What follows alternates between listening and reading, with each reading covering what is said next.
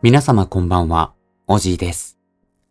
本日の作品は、夏目漱石、夢十夜、第七夜。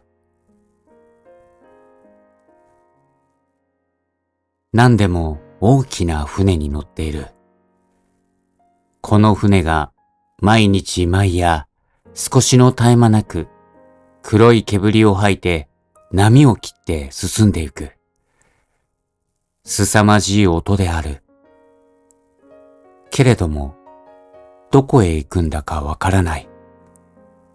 ただ、波の底から焼け火箸のような太陽が出る。それが高い帆柱の真上まで来て、しばらくかかっているかと思うと、いつの間にか大きな船を追い越して、先へ行ってしまう。そうして、しまいには、焼け火箸のようにジュッと行って、また波の底に沈んでゆく。そのたんびに、青い波が遠くの向こうで、周防の色に湧き返る。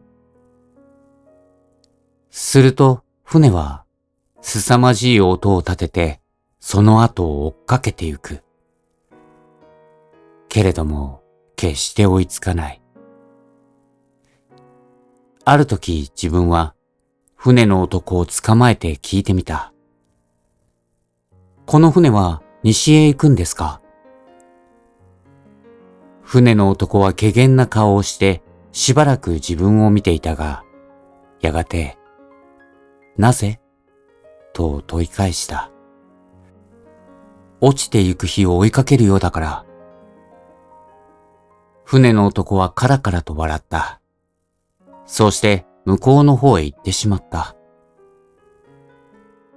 西へ行く日の果ては東か。それはほんまか。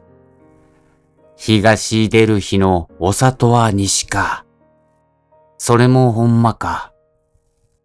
身は波の上、梶枕。流せ、流せ。と生やしている。へさきへ行ってみたら、水夫が大勢寄って太い手綱をたぐっていた。自分は大変心細くなった。いつ丘へ上がれることかわからない。そうしてどこへ行くのだか知れない。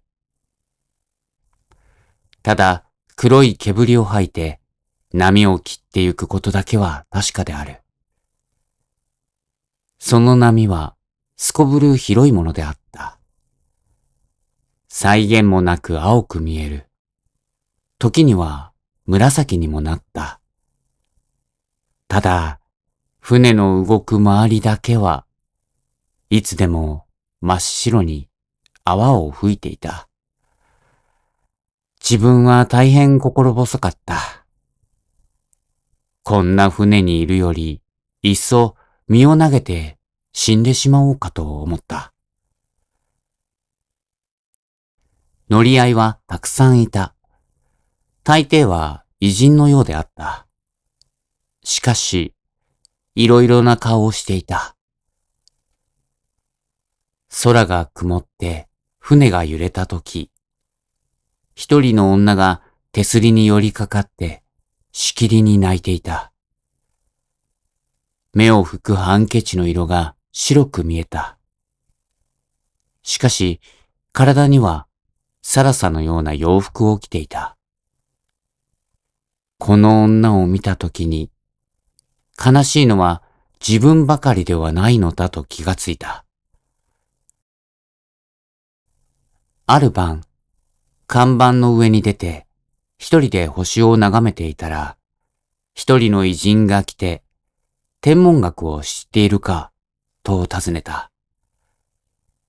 自分はつまらないから死のうとさえ思っている。天文学などを知る必要がない。黙っていた。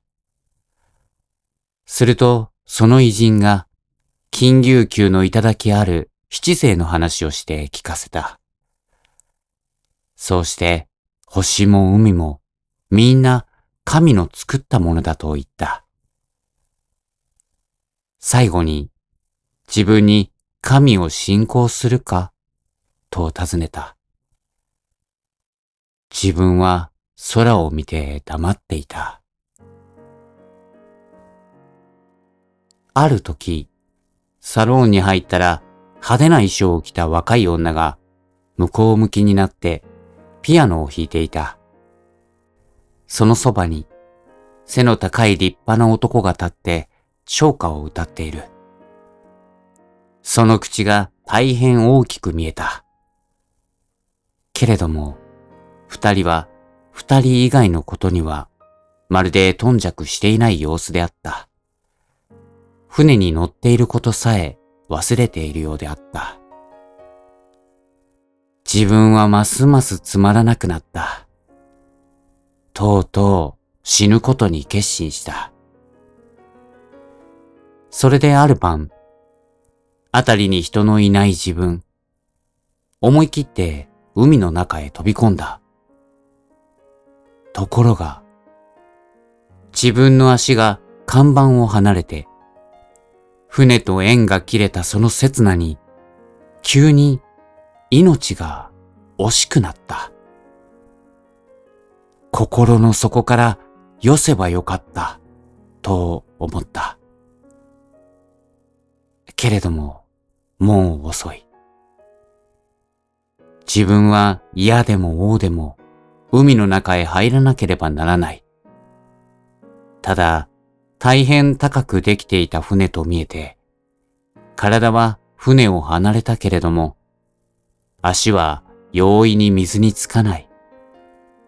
しかし、捕まえるものがないから、次第次第に水に近づいてくる。いくら足を縮めても近づいてくる。水の色は黒かった。そのうち船は、例の通り黒い煙を吐いて通り過ぎてしまった。自分はどこへ行くんだかわからない船でも、やっぱり乗っている方が良かったと初めて悟りながら、しかもその悟りを利用することができずに、無限の後悔と恐怖とを抱いて、黒い波の方へ静かに落ちていった。